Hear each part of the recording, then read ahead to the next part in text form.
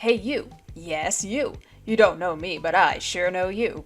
You did click this video after all. So I'm guessing you watched the Five Nights at Freddy's movie recently with little to no knowledge of the games and the lore behind it. Therefore being confused as to what the f is going on. Well, you're in luck. My name is Danny, and I've been a fan of the Five Nights at Freddy's series since the first game came out all the way back in 2014, and I'm here to guide you through the movie and all of its relevant lore. Instead of giving you an 8-hour-long video going through all the lore that happens in the games, I'm just going to focus on lore-relevant points that came up in the movie. So before any dedicated FNaF fans yell at me in the comments, I know that this video will be missing big chunks of the story, but it'll be much easier to understand and digest than just been watching game theory or something, I don't know. That being said, the Five Nights at Freddy's movie is a combination of both the games and the Silver Eyes trilogy, which is basically Scott Cawthon's first try at writing books. Not only am I not much of a reader in the first place, but I only vaguely remember listening to the plot synopsis of the 3 books while I was busy drawing, so I'm sure other die-hard FNaF fans will have some choice words for me in the comments. Who knows? If this video goes well, I might refresh my knowledge and make a follow-up. Not only that, but some of the lore and theories for these games are still highly debated to this day, so everything I tell you is not set in stone, and I highly recommend checking out the games and forming your own opinions if this video at all interests you. This shouldn't have to be said with spoilers for the Five Nights at Freddy's movie as well as the games and the books if you care about that at all. I'm just going to show the relevant clips with the knowledge that you've already watched the movie and make it transparent to avoid copyright. Oh, also, a warning for bright, flashing lights, sudden, loud noises, blood and gore, child death and abuse, and other disturbing imagery.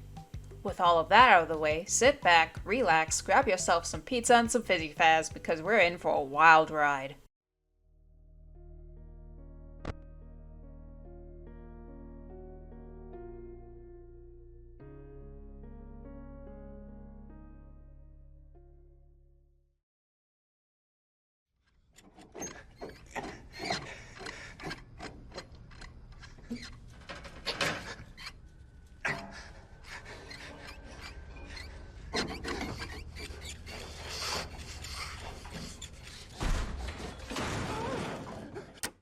Right off the bat, the movie office is a little different from the game office, mainly with the doors. In the game, the office has 2 iron doors that connect to 2 hallways. The main objective of the game is to keep the animatronics out by closing the doors, but also to save power, which is used up when the doors are closed and when you use other electronics such as the door lights and the cameras. You also can't move into the vents. In the game, you're stuck in one place every night until 6 AM. But, on the bright side, if you click Freddy's nose on the Celebrate poster, it honks.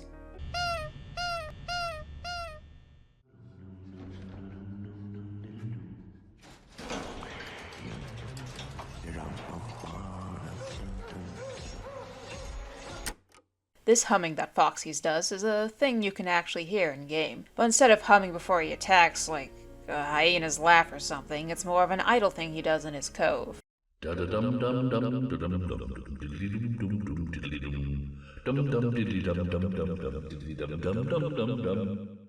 Fun fact, the voice actor who did the humming, Kellen Goff, is a prolific voice actor in the FNaF series. He has voiced characters such as Funtime Freddy from Sister Location, You're not! Here I come! Molten Freddy from Pizzeria Simulator, One big happy family! as well as Sun, Moon, Eclipse, and Glamrock Freddy from Security Breach. Hello! New friend, you're sure up late. Are we having a slumber party? Where are all your friends? It's past your bedtime. You must be punished. Warning, warning! Child in danger! Safety mode active. Way to go, superstar! I knew you could do it. He's also just a great voice actor, having a wide range of voices stretching from Roy from Spooky Run Where are you going with all that candy? to Fiddlesticks from League of Legends. I'm always here, my little hero.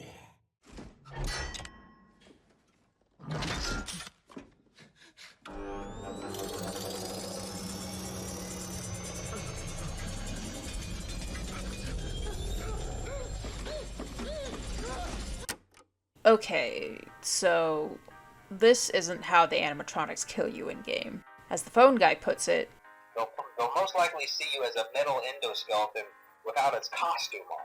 Now, since that's against the rules here at Freddy Fazbear's Pizza, they'll probably try to forcefully stuff you inside a Freddy Fazbear suit.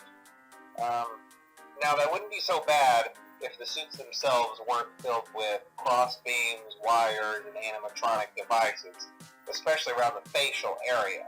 So you can imagine how having your head forcefully pressed inside one of those could cause a bit of discomfort and death. So I don't really know what this green mask is. My guess is that it's a torture device that William came up with. I would explain why he made this mask, but that would lead us down a rabbit hole that we don't need to go down today.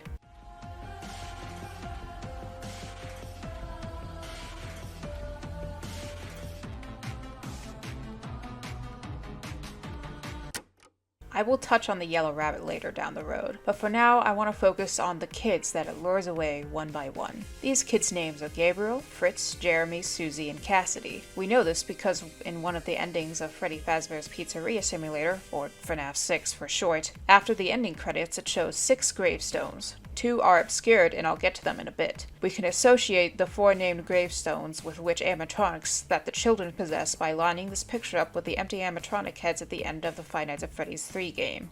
What's weird is that it was theorized that Chica's ghost, Susie, was the first to die because in Ultimate Custom Night, Withered Chica says, "I was the first. I have seen everything." But in the movie's intro, it looks like it was Foxy's ghost, Fritz. Great. Another inconsistency. Thanks, Scott. Anyways, Cassidy. How the fans found out about Cassidy's name is a bit more complicated. In 2017, Scott released another FNaF book called The Five Nights at Freddy's Survival Logbook, which was basically a little activities book made for kids. Until FNaF fans set out-of-place numbers found within the pages as coordinates within the word search and came up with the name Cassidy, the 5th gravestone and the child who possesses the yellow Freddy that I'll talk about later, as well as the 6th gravestone. Side note, Cassidy in the movie was depicted as a blonde-haired kid, but in the books, they were depicted as a black-haired kid with pigtails, and I hate it here sometimes. I know I've been telling you guys to hold on to things until later, and that's gonna happen a lot, but just bear with me, I'll explain everything, I promise. Now, I'm sure you guys have noticed that Garrett isn't here on the roster of dead kids, and no, he isn't the 6th gravestone. Garrett is a completely new character in the movie, as well as the rest of Michael's family. There are already a few theories on what happens to Garrett, but I'll leave you guys to make your own conclusions.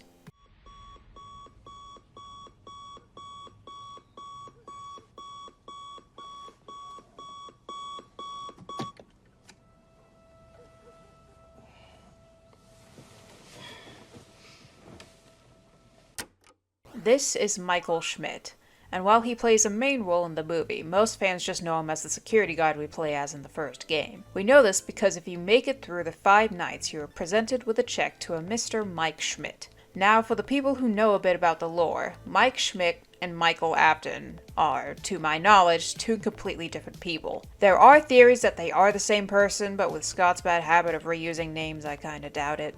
Interestingly enough, Michael has taken a similar role to Charlie in the books. In the books, both of Charlie's parents are dead, she has a missing sibling, and throughout the story is trying to get to the bottom of Freddy Fazbear's Pizzeria.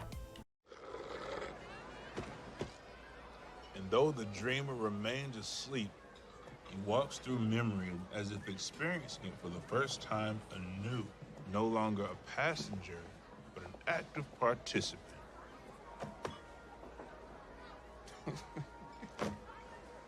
This stuff for real? Oh boy, the dream theory. While dreams are a very important part of the movie, FNaF veterans know the dream theory as the worst theory in existence. It all started with Five Nights at Freddy's 4, where you play as a child trying to keep monstrous animatronics from entering your room. These animatronics are called the Nightmare animatronics, so people assume that you are playing as a child going through a nightmare. MatPat couldn't wrap his head around this concept, somehow, and thanks to some mixed messages from Scott, the following happened. Hey, so what's the deal with the Nightmare animatronics? Are they real or not? Well, they might be a dream. Oh, you're saying that all of the events that happened in the games were dreamed up by a child? No, it's a completely different sentence. Hey, you want your usual, right? Hey, this is Postscript Danny here, because I noticed I missed something. This rainbow character here is an actual character in the games. They're from FNaF World, the FNaF World DLC, but like, I stopped caring about FNaF World after it came out. So I don't know much about the character, nor do I really care in general. All I know is that it's annoying. Funnily enough, Stieg Raglan wasn't the first alias that William used to disguise his identity. In the Silver Eyes trilogy, he used the name Dave Miller. I know he probably chose the name to sound as less suspicious as possible, but it just sounds so stupid. Ah yes, it's me, the main antagonist of the franchise. Dave. Anyways, instead of taking a job as career counselor as he did in the movies, in the books he was a security guard, ironically. He watched over an abandoned mall that was built on top of the pizzeria, and once he meets the protagonist, things go downhill from there. Let me give you a little backstory. This place was huge in the 80s with the kids.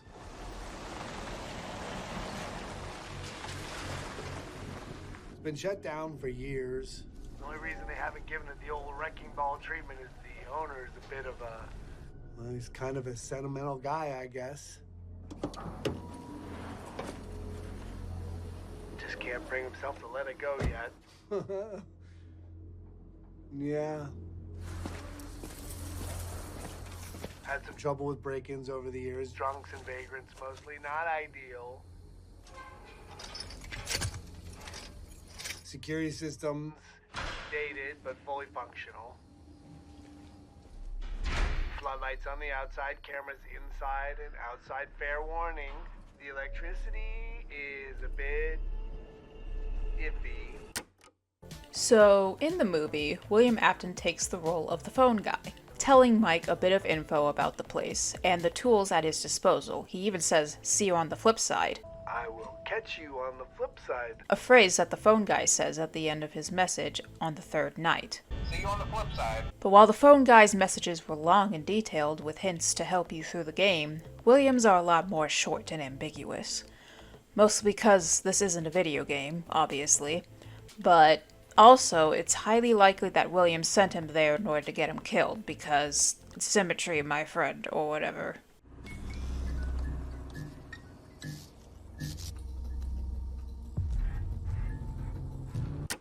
If you were watching this in a theater, or just with people that are more involved in the FNaF community, whenever Freddy Fazbear was mentioned and appeared on screen, you might have heard someone say, "Is that Freddy Fazbear?" and start singing some weird tune. This is a meme that has become popular in the FNaF community recently, and to understand it, I'll have to talk about the game first. So in the first game, if you run out of power, your office goes dark and the doors go up. Freddy's face will light up in the left hallway and a song will play from his built-in music box called Toreador March.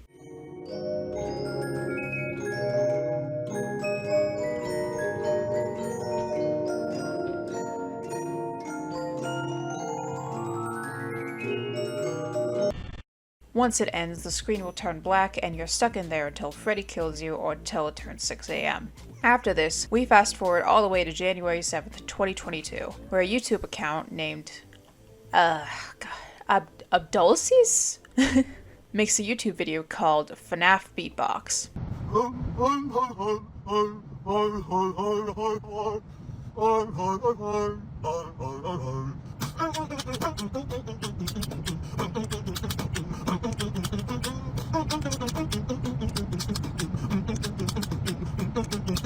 This became a meme in its own right, but I believe this is the origin of what came next. Guys? Is this Freddy Fazbear?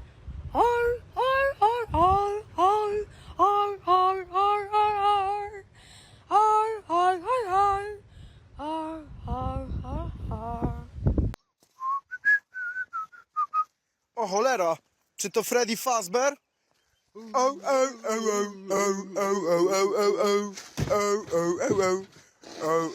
O, tu są dzieci pewnie ukryte, czekaj, sprawdzamy czy są dzieci.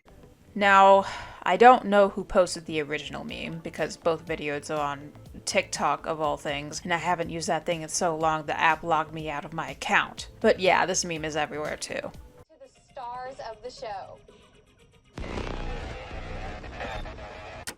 You might look at this and think, ooh, scary TV glitching, but it actually does have a reference in the game. Every second you play, you can get a 1 in 1,000 chance to have this flash up on your screen. Images of Freddy and Bonnie staring at the screen with the words, "It's me," flash up over and over. A phrase that should feel familiar if you paid attention to the movie, and a phrase I'll talk about in more detail when the scene comes up.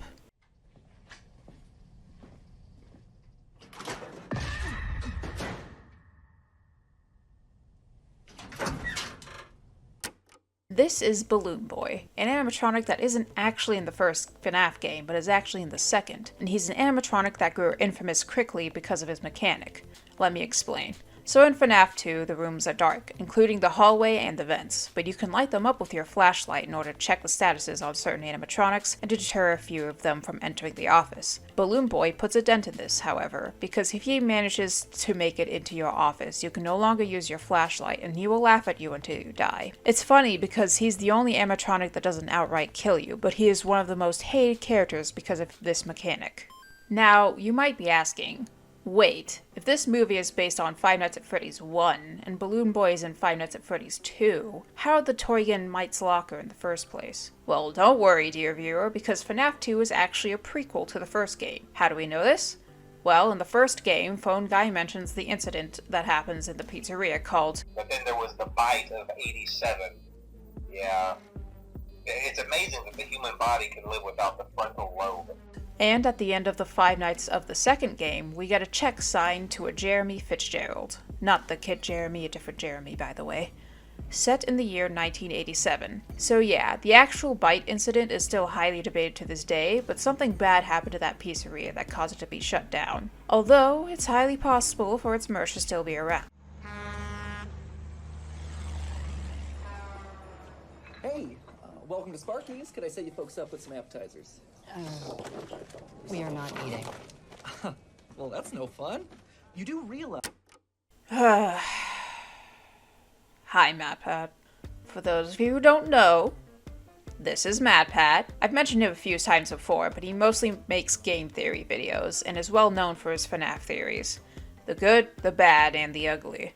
Because of this, he's a pretty divided figure in the community, but nobody can deny how much of a help he is to piecing together the story of Five Nights at Freddy's. Despite my obvious bias towards the guy, I'm glad he was in this movie. And it's not just him, other YouTubers such as CoryX Kenshin, Dako, 8-Bit Ryan, and more were featured in this movie. FNaF wouldn't be as popular as it is without these guys, so it's nice to see that Scott recognizes them and respects them enough to have them featured. Markiplier was even supposed to be featured in the film as the first night guard who dies, but due to scheduling conflicts with Iron Lung, he couldn't make it. It's just a theory.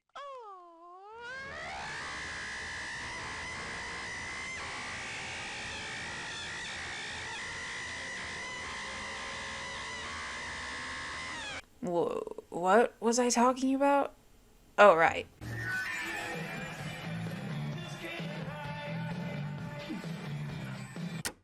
You've already heard me mention the term "it's me" before during the flashing Easter egg, but it's closely associated with Golden Freddy, aka Cassidy, because if you manage to trigger the Golden Freddy Easter egg, the same "it's me" hallucination pops up as the yellow bear spawns in your office. Now, to my knowledge, nobody really knows what the term "it's me" means. It might be Cassidy referring to the bite, maybe it's referring to himself as the one you shouldn't have killed, maybe it's the kids trying to reach out to tell people they're trapped in these suits, but we can never be certain. Can I help you, officer? Please, her name's Vanessa. Here's the thing. Vanessa is in the games, but she doesn't show up until all the way in Security Breach, FNaF's latest game. And she's not a cop, she's a security guard you actually have to avoid. I have an idea as to why she's included in the movie, but I'm gonna save her for later in the video. Your mind blown.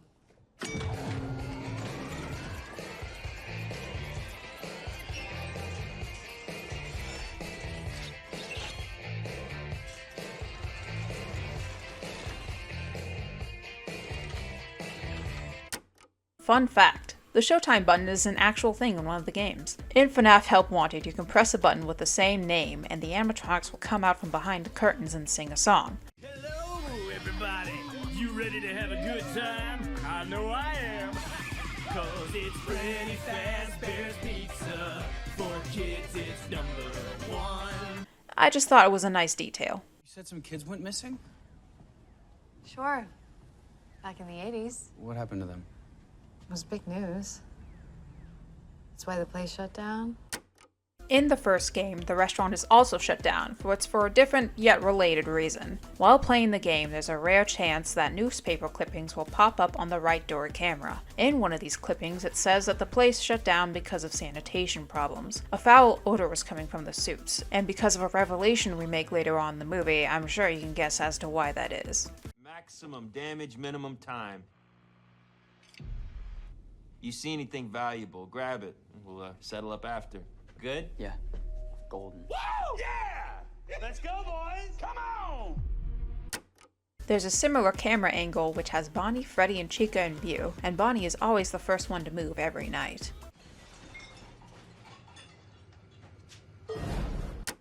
I just noticed this while collecting clips I needed for this video, but this guy's t-shirt looks oddly similar to a minigame you can play in FNaF 6 called Midnight Motorist. Now, this is mostly just a nice little Easter egg for those who are paying attention, but it also does imply that this game existed far before Pizzeria Simulator.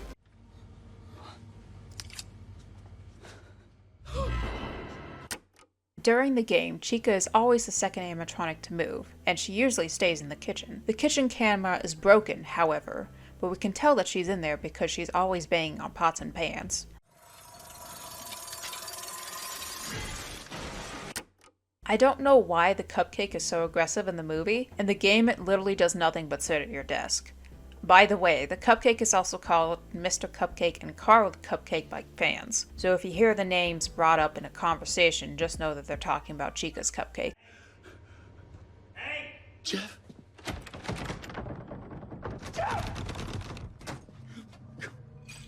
Come on, he's stupid. Hank! Come on. Come on. Just like Chica being in the kitchen, it was common to find Bonnie in the supply closet in the game. I love the little details like this. It really shows how much care and thought was put into this movie. Like Foxy always running down the left hallway and Freddy being the last to move. A similar phone interference happens in the game, though it's a bit more morbid than that.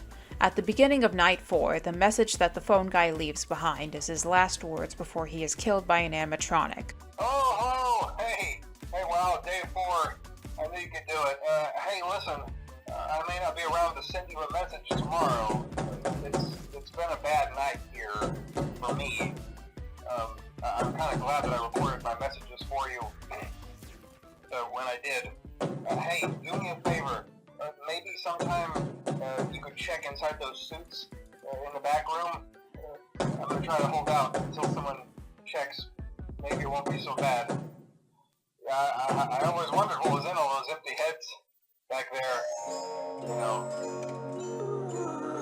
Oh no. But on the 5th night, the phone rings.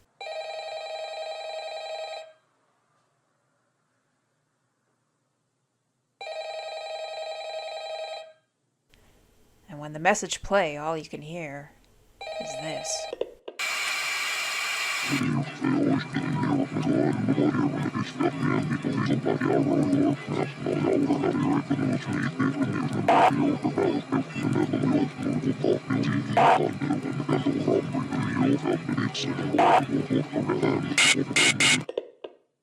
Now, there are a few ideas on what this garbled speech is. It might be either the children or the phone guy trying to communicate you through the afterlife, but nobody really knows for certain.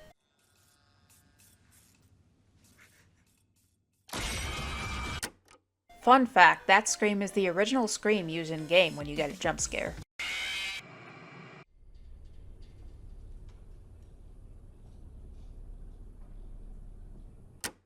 Oh-ho, this brings back memories.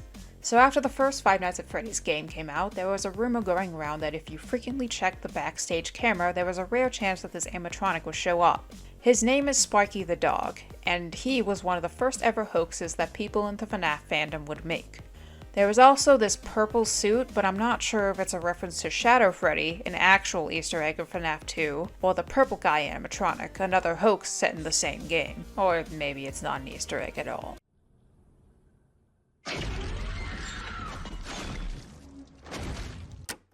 If you saw this scene in theaters, it was pretty likely that you heard someone utter the phrase, "Was that the bite of 87?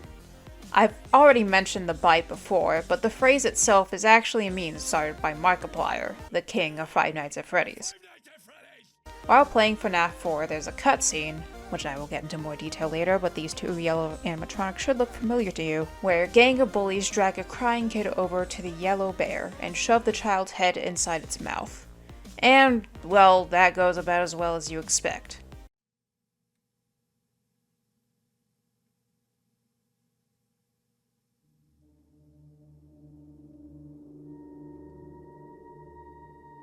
After a long silence, Markiplier says, "Was that the bite of 87? This went viral mostly because Mark's reaction was priceless, and it gets referenced a lot in the FNaF fandom. Some people think that this is Circus Baby from Sister Location, but it's not. It's a reference to Ella from the books. She was one of Charlie's toys in the Silver Eyes and got her own short story called 1:35 a.m., where some girl thinks Ella is tormenting her or something. I don't really care because it doesn't really matter. What does matter that in this scene, we get an explanation of what the spring locks are and how they function. Don't. I wouldn't do that. They're spring locks. They're on all the older models. They were designed to keep the animatronic parts in place so that a person could safely wear the suit. They tend to be pretty unstable. Let's see. But while in the movie they seem to react to sudden movements, in the game they usually reacted when they came into contact with water, as explained by the phone guy's recordings of FNaF 3. Try not to nudge or press against any of the spring locks inside the suit. Do not touch the spring locks at any time. Do not breathe on the spring locks, as moisture may loosen them and cause them to break loose. It was probably just easier for the writers to say that the cupcake triggered the spring locks when it attacked than to try and write in water splashed on napkin or something.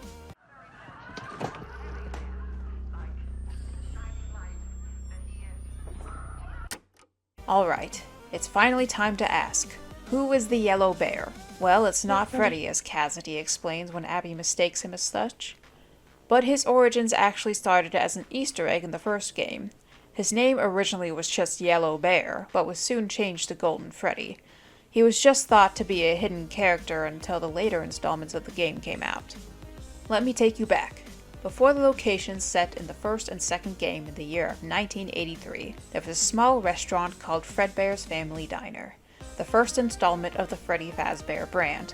This restaurant featured the first two animatronics to be created by William Afton and his business partner Henry Emily. Yes, Emily is his last name. Fredbear and a familiar yellow rabbit. And they weren't just any animatronics, they were spring-lock suits. How do these suits work? Well, as the phone guy says, Right now we have two specially designed suits that double as both animatronic and suit. To change the animatronics to suit mode, insert and turn firmly the hand crank provided by the manufacturer. Turning the crank will recoil and compress the animatronic parts around the sides of the suit, providing room to climb inside.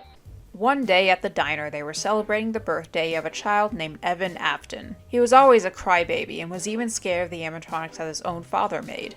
His older brother, Michael, always tormented him for this.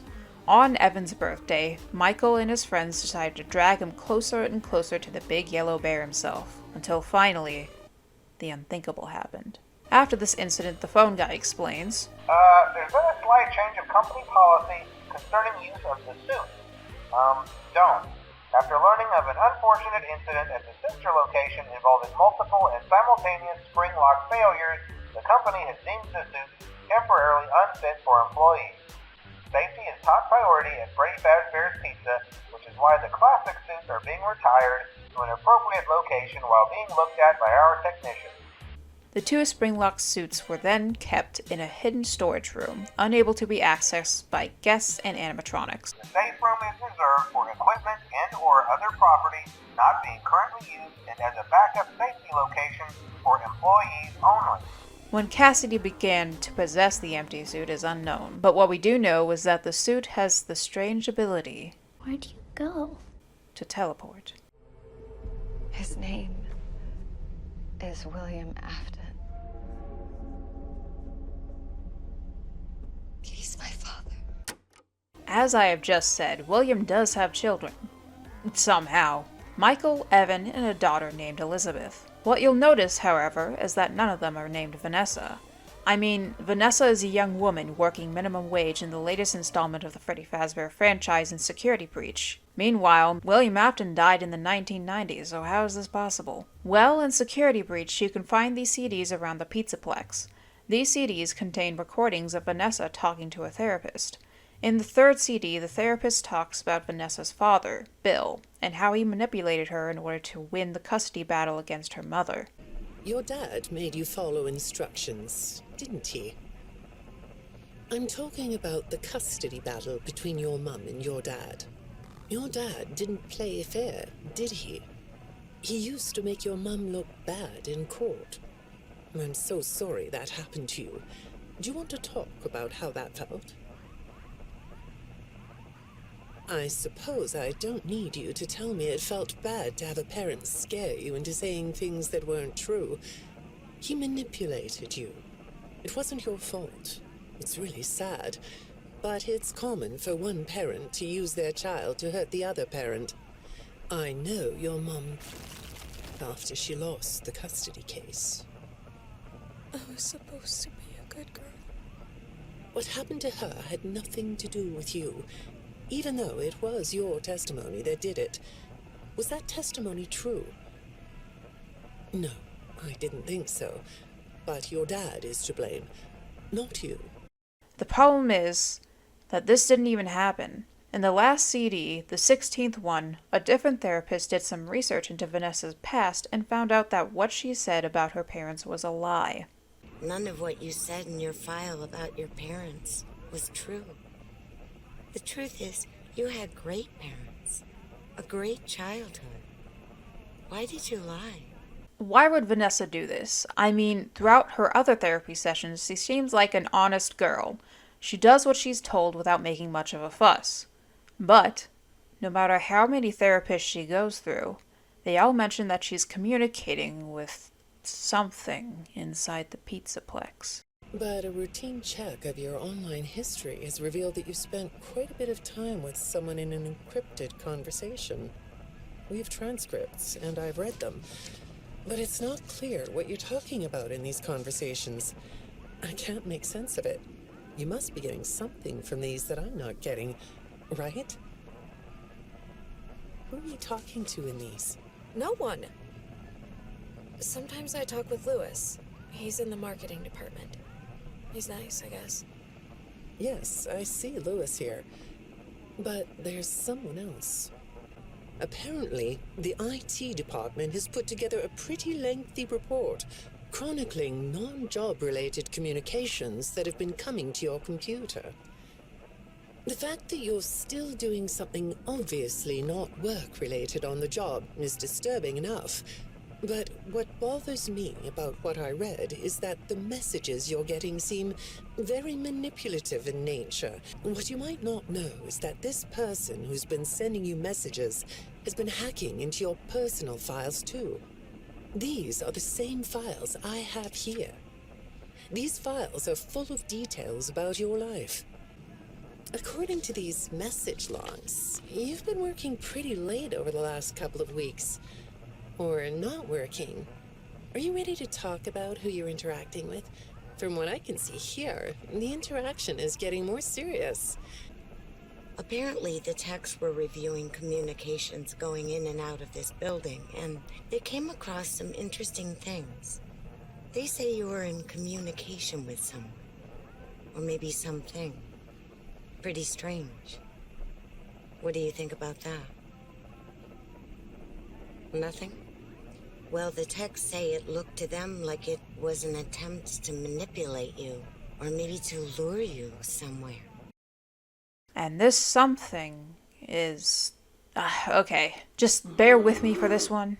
So, during Security Breach, before the DLC retconned all of this, William Afton has been dead for years at this point, but somehow part of his consciousness still existed as a sort of rogue virus or AI. This AI got into contact with Vanessa and began manipulating her and brainwashing her so that she could do his bidding. He basically made her think that she was one of his kids. I mean, Bill is just one letter off from Will, like it's not that hard to guess. The reason I brought this up is because a similar thing might be happening here, though this part is mostly just a theory of mine, so take it with a grain of salt. It could be that in this movie, Vanessa actually is William's daughter and I just rambled on about nothing for 2 paragraphs. Scott likes to be ambiguous with his lore and it's a pain in the ass sometimes.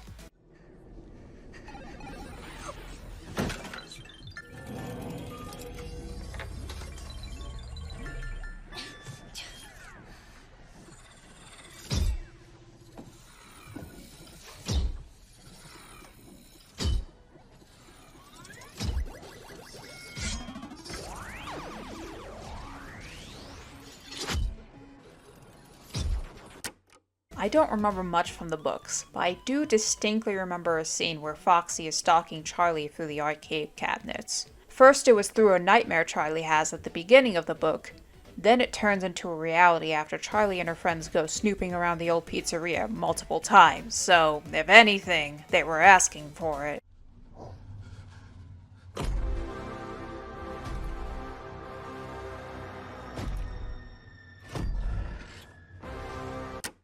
Alright, I've held my tongue enough. Now it's finally time to ask.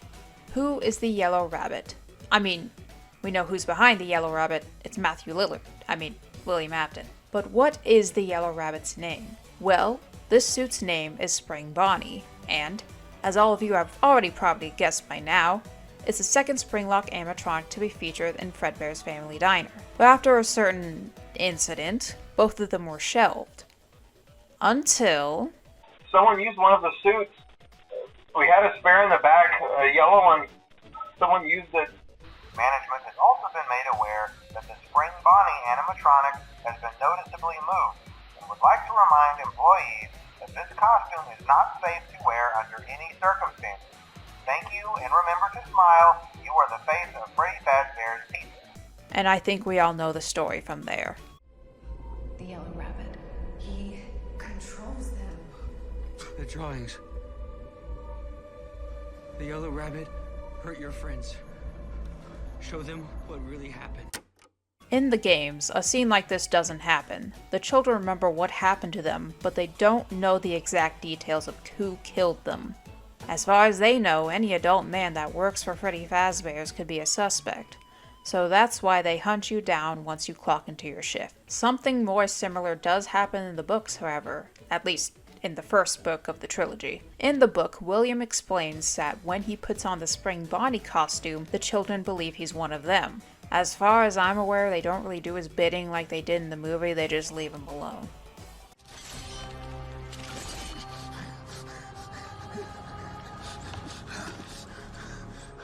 I always come back.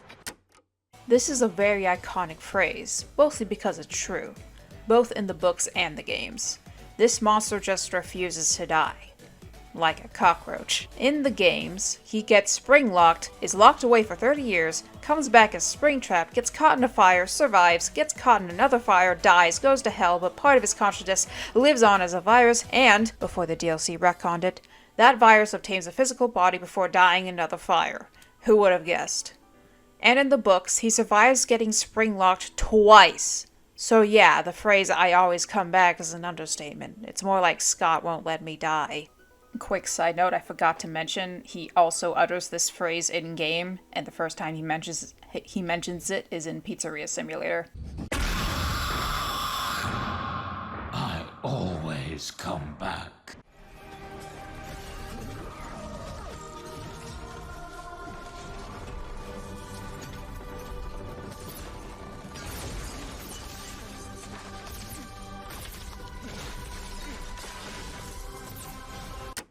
A similar scene to this happens in the books. Near the end of the Silver Eyes, William has Charlie in a chokehold, but Charlie presses a button that activates the spring locks, and while William is bleeding out, the animatronics drag him away to an undisclosed location.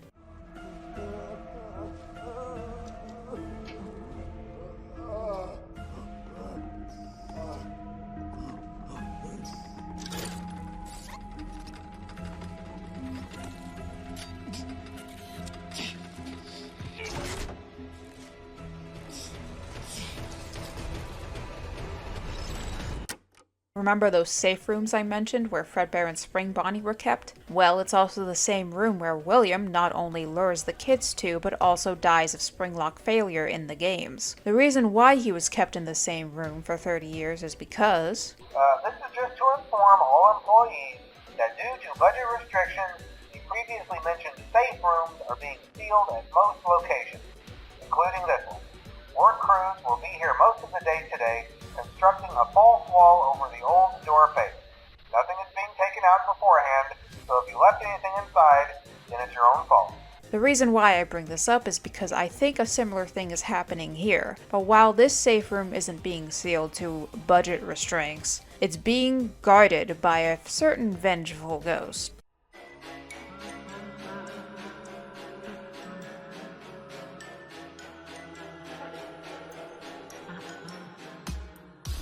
If you were in a theater while watching this movie, I can guarantee there was probably an uproar when the credits song played. That's because this was the first FNaF fan song ever made after the first game came out.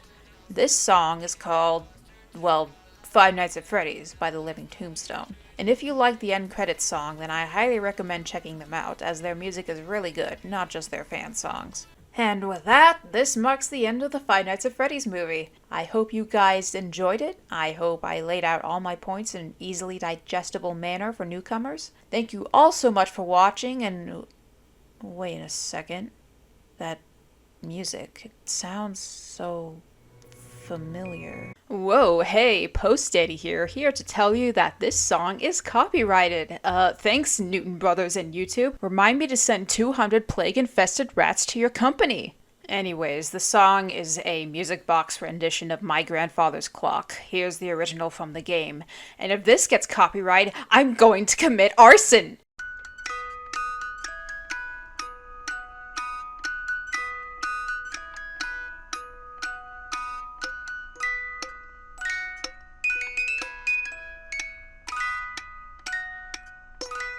And is that text-to-speech?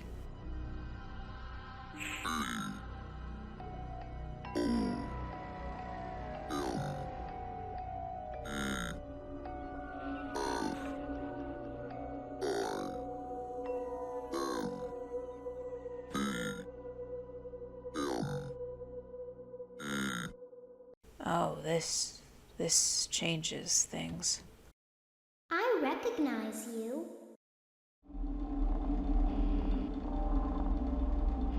This is the Marionette, also known as the Puppet. Their first appearance was in FNaF 2, and aside from their music box mechanic, they were known for one very important thing: giving gifts and giving life.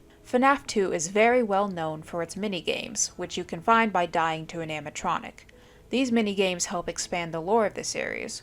One of these minigames is called Give Gifts, Give Life. In this game, you play as the marionette while being surrounded by gray, unmoving bodies. You are instructed to give gifts, and by moving around to these bodies, you do just that. Afterward, you are instructed to give life. To do this, you move around to the bodies again and place the heads of Freddy, Bonnie, Chica, and Foxy on them. When you are finished, another body appears in the center of the room for a split second before you're jump scared by Fredbear. I'm sure you can guess what that last body belongs to. While playing this and other mini-games, a text-to-speech voice will spell out phrases in the background such as save them or save me, etc. I know Vanessa explained that William put the children's bodies inside the suits, but with the introduction of the puppet that might change. You might notice that the marionette is featured in FNaF 2, the prequel to FNaF 1. So why would the puppet's theme be playing in the credits if this movie takes place after the second game? Well, at the beginning of every night in FNaF 2, an interactive cutscene plays. In this cutscene, you are looking through the eyes of Freddy in the FNaF 1 location. You can move your head around to see Chica and Bonnie on either side of you, and every time you begin a new night, they eventually turn to face you. Until the beginning of Night 5.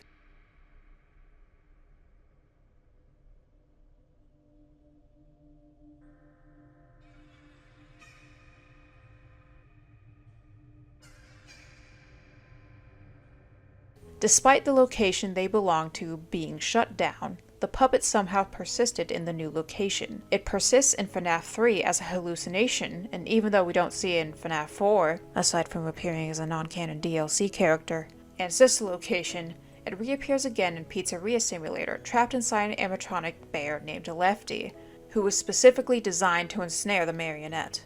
Okay, but why, you might be asking? Why was the puppet the one to place the children in the animatronics? Why did it survive being displaced when the other animatronics didn't? Why was there a trap specifically made to catch it? And to answer those questions, I'm gonna have to rewind my video a bit. Remember that 6th gravestone that I said I would explain later? Well, it's later. This grave belongs to a child named Charlotte Emily, or Charlie for short. She's Henry's daughter and one of William's victims, as well as the one to possess the marionette. How do we know this? In Pizzeria Simulator, you can buy and later playtest an animatronic called the Security Puppet. Doing so will start a minigame where you can play the marionette again with noticeably green eyes and lacking the purple tear streaks. In this minigame, you are situated within a box near the exit door, and you are instructed to not let a child with a green bracelet reach the exit. The problem is that as you play the minigame, you realize that there are no children with a green bracelet. So you can either stay in the box until the timer runs out, or pop out of the box, startling the poor kids that happen to see you. But if you playtest the animatronic again, the same minigame doesn't play out. The children in the pizzeria seem to have trapped you in the box by placing another one on top of it. As you try to get out of the box, another kid appears in the window, a girl with a green bracelet. When you finally break out of the box, the girl fades into the darkness, so you set out into the rainy night to find her. But as you look for her, your body begins to deteriorate. Finally, you see her cold, lifeless body lying among the garbage cans outside. Unable to do anything else in your estate, you lay next to her. But honestly, why do I need to show you all this when Henry can just do it himself? In Pizzeria Simulator, if you manage to do everything right, you get the true ending. In this ending, Henry gives out a heralding speech as the building begins to burn to the ground. And in the second half of the speech, he says, "My daughter, if you can hear me, I knew you would return as well. It's in your nature to protect the innocent. I'm sorry that on that day, the day you were shut out and left to die, no one was there to lift you up into their arms, the way you lifted others into yours. And then, what became of you? I should have known you wouldn't be content to disappear. Not my daughter. I couldn't save you then, so let me save you now. It's time to rest, for you, and for those you have carried in your arms. This ends, for all of us, in communication." And with that, we have made it to the end of the video. No japes, no jokes this time. This is the legit end. If you made it this far, congratulations. I did not know the video was gonna be this long, and I'm doing this unscripted because I wanted to get like a genuine reaction out of me when I finally finish this behemoth. Thank you so much for watching and watching the entire video. I greatly appreciate it. I really hope this helped newcomers with helping understand the movie a bit more. And if it did, or if it didn't, feel free to let me know in the comments. I do know that I didn't touch everything in the movie, either intentionally or unintentionally, because I either didn't notice it or I didn't think it was that important. Like the people at Blumhouse who created the movie, the endoskeleton that they had, I think they named it Tina. They sometimes left her around the set while they were recording as like an Easter egg. One of the main ones is when there's a shot of Chica and you can see her eyes glowing behind her. And then when Vanessa says you can electrocute the animatronics, I thought that was like a reference to Controlled Shocks and Sister Location, but I also thought that was too much of a stretch. But for FNaF fans who did watch this video, feel free to type in, I know I joked about it before, but feel free to type in anything I might have left out in the comments. Also, I'm sorry for being late to the party. I know, like, there's already 1,000 fucking video essays on the movie, but I really wanted to make a video that would help with newcomers who watch the movie either because of their friends or their family members, to help understand it a bit more, at least on the gaming aspect in some of the books. If you are subscribed to my channel, or if you're new to my channel, you might realize that this is not my usual form of content. I usually animate or draw, so it's not likely that I'll do another video like this again, unless another FNaF movie comes out. But if you are interested in my art and animations, feel free to subscribe. If you're not, then thanks for visiting, and I greatly appreciate it. Yeah, this is the end of the video. Have a good day, everyone.